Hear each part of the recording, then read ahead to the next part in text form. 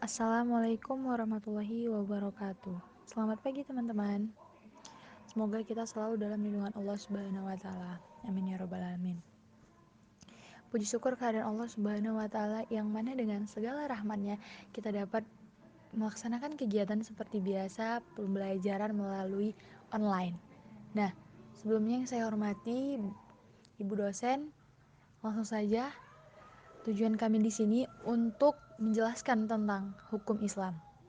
Sebelumnya perkenalkan, nama saya Jura Nahda, saya selaku moderator, dan teman saya pemateri 1 yaitu saudara Roja Hayadi, pemateri 2 yaitu saudara Fikri Akbar Danwansa, dan pemateri 3 yaitu saudari Diah Hapni Pardede. Nah, sebelumnya kami akan menjelaskan tentang hukum Islam. Ada 4 bagian. Yang pertama, pengertian hukum Islam. Yang kedua, ruang lingkup hukum Islam. Yang ketiga, tujuan hukum Islam. Dan yang terakhir, sumber-sumber hukum Islam. Nah, langsung saja kepada pemateri 1, Roja Hayadi, dipersilakan. Baik, terima kasih kepada moderator yang telah memberikan saya waktu untuk menjelaskan sebagai pemateri pertama. Hukum Islam adalah hukum yang bersumber dan menjadi bagian dari agama Islam. Dalam konsepsi hukum Islam, dasar dan kerangka hukumnya ditetapkan oleh Allah Subhanahu wa taala. Dalam sistem hukum Islam terdapat 5 kaidah yang dipergunakan untuk mengukur perbuatan manusia baik di bidang ibadah maupun di bidang muamalah. Kelima jenis kaidah tersebut dinamakan al-ahkam al-khamsah atau penggolongan hukum yang 5, yakni jaiz atau mubah atau ibahah, sunnah, makruh, wajib, dan haram. Dalam hukum Islam yang disebutkan hanyalah bagian-bagiannya saja, yakni sebagai berikut. Yang pertama ada munakahat. Tugasnya mengatur segala sesuatu yang berhubungan dengan perkawinan, perceraian, serta akibat-akibatnya. Yang kedua ada wirasah. Tugasnya mengatur segala masalah yang berhubungan dengan pewaris, ahli waris, harta peninggalan, serta pembagian warisan. Hukum kewarisan ini sering disebut juga hukum faraid.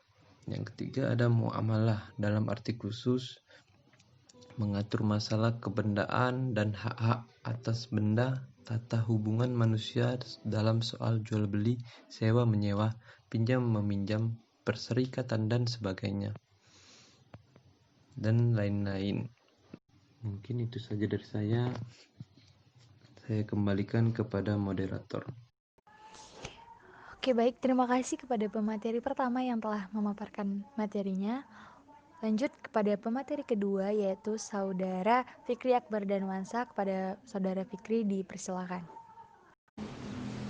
Baiklah, terima kasih kepada moderator yang telah mempersilahkan saya untuk melanjutkan materi kita. Langsung saja, tujuan hukum Islam. Tujuan hukum Islam adalah pertama, untuk memenuhi keperluan hidup manusia yang bersifat primer, sekunder, dan tertier, yang dalam kepustakaan hukum Islam disebut dengan istilah daruriyat, haziyat, dan tahnisiyat. Kedua, untuk ditaati dan dilaksanakan oleh manusia dalam kehidupan sehari-hari.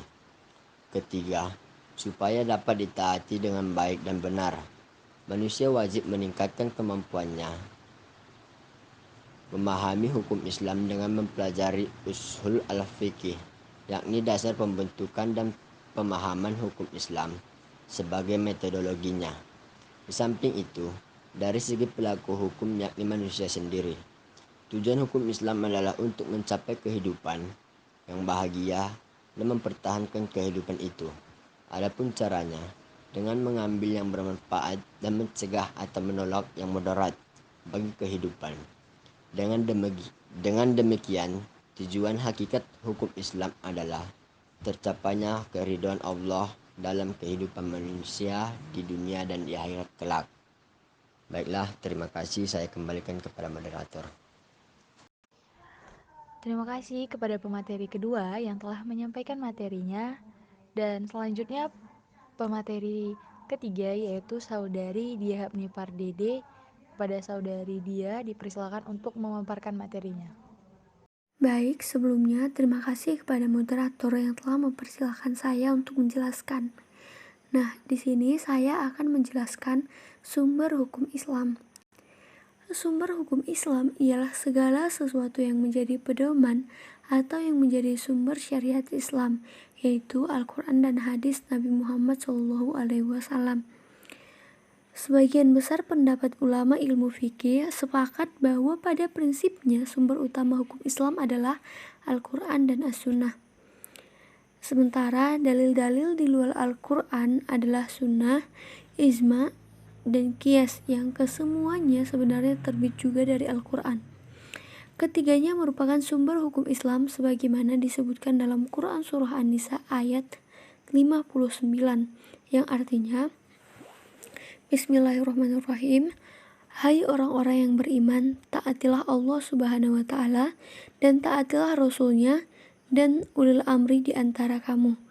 Kemudian, jika kamu berlainan pendapat tentang sesuatu, maka kembalikanlah ia kepada Allah atau Al-Quran dan Rasul atau Sunnah-Nya. Jika kamu benar-benar beriman kepada Allah dan hari kemudian. Yang demikian itu lebih utama bagimu dan lebih baik akibatnya. Sadaqallahul azim. Nah, perkataan taatilah Allah dan taatilah Rasul pada ayat tersebut menunjukkan pada Al-Quran dan Sunnah sebagai sumber hukum Islam. Sementara perkataan ulil amri di antara kamu menunjukkan kepada ijma sebagai sumber hukum Islam. Nah, sedangkan kata-kata kembalikanlah ia kepada Allah atau Al-Quran dan Rasul atau Sunnah-Nya menunjukkan kepada qiyas sebagai sumber hukum Islam. Nah, itu saja yang dapat saya sampaikan.